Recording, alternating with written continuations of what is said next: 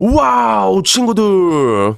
어반놈입니다. 짠, 짠, 짠. 오늘의 주제는요. 여러분도 좋아하고 나도 좋아할 수밖에 없는 개빡치는 이야기. 이상하게 정신 못 차리는 전업주부 아줌마 이야기는 재밌잖아. 그래서 밥 새끼를 차려낸 게 지옥 같다라고 얘기한 제목 딱 보자마자 야, 이건 무조건 들고 가야겠다 싶어서 내가 호다닥 클릭을 해야 됐죠. 딱 클릭을 했죠. 그래서 좀 되게 안타까운 건 뭐냐면 저는 보통 이런 류의 글이 있으면 그 원문글을 항상 들어가서 보거든요. 그게 왜 그러냐면 원문글 딱 들어가서 보면 댓글 반응이 전체적으로 봐야 되는데 생각보다 이게 딱 퍼올 땐 좀 악의적으로 퍼오는 경향들이 조금 있어가지고 항상 이렇게 전체적으로 이렇게 나는 보여주려고 하는 편이긴 한데 근데 안타깝게 이 원글은 이미 삭제가 됐더라고. 그래서 원글은 볼 수는 없지만 근데 우선 제목부터 정신 나간 글인 건 확실해. 그치? 밥 3개 차려낸 게 지옥 같아요. 이래서 이 아줌마가 이것도 그리고 비교적 굉장히 최신 글이야. 2023년 1월 25일 글이거든요. 근데 지옥 중에 이런 지옥이 없겠다. 새끼 중에 아침은 토스트나 샌드위치 만든다 해도 점심 저녁 매번 다르게 이렇게 하니까 자기가 질린대. 교도소는 밥이 나오잖아. 반찬 뭐 할지 고민 안 해도 되고. 그래서 결국에는 밥 새끼 차려낸 게 지옥 같다는 거야. 밥 새끼 아무래도 지금 코로나 때문에 그런 거 같죠? 그죠? 코로나 때문에 재택근무하는 남편이 그래서 그런 거 같은데 여기에 대한 반응 그래 간단하네요. 교도소 보내세요. 이러고. 그러니까 첫 댓글님 교도소는 아무나 가나요?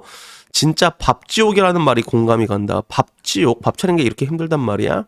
그런 얘기 있고 그리고 반대로 글 쓴 사람은 제가 교도소를 가고 싶어요 라고 얘기를 하고 그럼 가 이씨.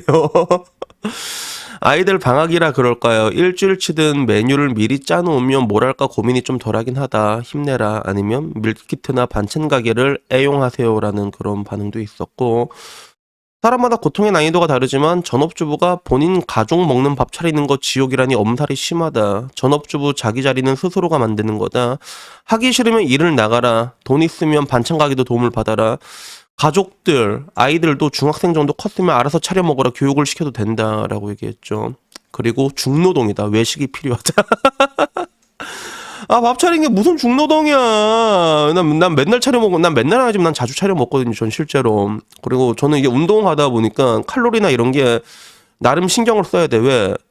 칼로리를 신경 안 쓰면 저녁에 술 먹고 나면 완전히 데이 쉐키 돼 있거든. 뭐 물론 지금도 여러분이 보기엔 데이 쉐키겠지만. 근데 난 나름 이렇게 차려 먹는 편이거든. 칼로리 관리해가지고. 근데 그게 그렇게 힘들다는 생각을 해본 적이 없었는데. 뭐 여튼 간에 이 사람의 그 이야기는 또 그거야. 한번 해봐라, 니들이. 한두 달간 4인 가족 식사를 차려보세요. 당연히 중간중간 외식도 하죠. 그래도 끊임없이 식사 때는 온다. 말은 쉽다. 애 키우기도 쉽고 밥하기도 쉽고 돈으로 후려치기 제일 만만한 게 집안일이다. 최대 쓸데없고 처무시하는 게 대한민국 가사일이죠. 라고 하면 그러면 아줌마가 나서 돈 벌고 남편이 전업주부하면 되겠네. 그러면 남편 보고 논다고 할 거면 그치? 그래서 결국에는 그 정도로 스트레스면 반찬을 정기 배달시켜라 라는 얘기부터 무시가 아니라 밥 차리는 게 지옥인 엄마 밥상 밟는 가족들의 마음은 어떻게 했냐. 다른 대안이 얼마든지 있는데 본인이 손 못 놓고 있는 거예요. 힘들면 적당히 놓아라 라고 얘기를 했습니다. 그래서 보통 파리콕 아줌마들은 나보다 누님 또래 연령이 많아가지고 그렇게까지 상태가 심각하진 않거든. 근데도 지금 반찬 밥 차리는 게 지옥 같다라는 이야기를 하는 글들이 굉장히 많았는데 저는 뭐 이럴 때마다 항상 말하는 게 굉장히 약하다라는 표현을 많이 쓰잖아. 그지? 그래서 내가 요즘 어바님 채널 가면 일본 반응 많이 퍼오는데 일본 가잖아. 전업주부 겁나 부러워. 겁나 부러워해. 진짜 거짓말 아니고 전업주부의 인생을 부러워한다니까요. 여자들이. 그래서 야 전업주부 부럽다 약간 이런 게 있는데 한국에선 전업주부가 이제 지옥이다. 힘들다. 중노동이다. 뭐 월급 400이다. 이런 말 계속 나오지. 그래서 일단 요런 반응이 나왔고 이걸 보는 남초의 반응은 뭐냐면 저러면서 매달 남편 월급은 원할 테지. 지옥이라는 표현은 심하네. 씨발. 그리고 나가서 차라리 돈 벌고 음식을 사와 엿같네 이래서 가사를 노동이라고 하는 유사국가 그래서 전업주부 가치가 월 400인지 뭔지 현금으로 들고 와라 거기에 이제 그럼 나가서 반찬 공장이라도 들어가라라는 이런 얘기도 있고 남초는 아주 격분을 하고 있지 그래서 한국 여자가 한국 여자한테 무슨 문제라죠라는 것도 있고, 밥하는 게 지옥? 그럼 나가서 일해. 남탓은 약간 이런 거지. 그리고 한편으로는 밑에 내가 백소짓 할 때 미안해서 삼시세끼 밥 차리겠다고 한두 달 정도 한 적이 있는데, 장 보는 거랑 설거지가 귀찮아서 그렇지 차리는 건 진짜 개 엿도 없어. 근데 뭐 설거지는 식재기가 해줘. 장 보는 거야 오밤중에 주문해도 내일 새벽이면 집 앞까지 배달해줘. 난 진짜 와이프가 혼자 돈 번다고 집에서 집안일 하라 그러면 평생 할 수 있다라는. 남자 근데 하면 또 논다고 뭐라고 하잖아. 그래서 반대로는 그런 거야. 그 엄마한테 감사해라 이것들아라는 의견도 있었고, 그래도 새끼는 좀 힘들긴 하다라는 이야기도 있고, 그리고 반대로 나도 전업주부 하고 싶다. 내조 존나 잘할 자신 있다라는 것들. 그리고 한편으로는 이제는 남자가 주부를 하고 여자가 돈을 벌어야 된다. 주부는 힘드니까 힘센 남자가 해야 된다. 이런. 마지막이 좀 그래. 사랑이 없으니까 지옥이지 씹인데, 내가 보기에도 사랑이 없으니까 지옥이 아닐까 싶어요. 그래서 왜 그러냐면 나도 한번 진지하게 생각을 해본 적이 있거든. 저는 좀 요리를 좀 잘하는 편이란 말이에요. 그래서 내가 평생 요리를 할 수 있을까라고 했을 때, 만약에 와이프가 일을 한다고 가정을 하면 집안일은 분담을 해야 될 건데, 내가 만난 와이프가 나보다 요리를 잘할 확률은 좀 거의 없다고 생각하고, 난 그걸 이미 상정해 놓고 있거든. 그 가능성을. 그리고 잘하는 건 잘하는 사람이 해야 되니까, 내가 치우는 건 잘 못하니까 치우는 건 와이프 보고 시키고, 밥은 내가 평생 할 수 있을까 했을 때, 난 할 수 있을 것 같아. 그리고 실제로 나는 재택근무 맨날 집에 있잖아. 그러니까 이게 요령의 부족에 대한 문제도 있거든요. 그래서 지금 한번 생각해보면, 우리 때는 학교에 도시락을 싸가서 도시락 싸면 엄마가 맨날 아침에 도시락 해주거든. 근데 내가 요리를 해보니까 알겠더라고. 엄마가 항상 일어나면 아침에 요리를 하잖아요. 아침에 요리를 할 때 한 번에 다 하는 거야. 그게 아침에 일어나서 요리해가지고 도시락 같은 거 점심 싸서 도시락 차려놓고, 그때 그날에 필요한 메인 디쉬를 아침에 다 요리를 하는 거예요. 아침에 다 해. 나도 실제로 그렇게 하거든. 그렇게 해서 그거를 나중에 저녁 때 돼서 이렇게 먹으면서, 저녁 때면 찌개 하나 딸랑 새로 끓이고 약간 이런 식으로 하는 거예요. 그래서 저도 아침에 일어나서 요리를 할 때 오늘 저녁에 먹을 것까지 다 같이 하거든요. 그래서 뭐 이제 나 같은 경우는 단백질 좀 많이 먹어야 되니까 닭가슴살 같은 거 요리해가지고 그런 걸로 또 유부초밥 만들고 그러거든.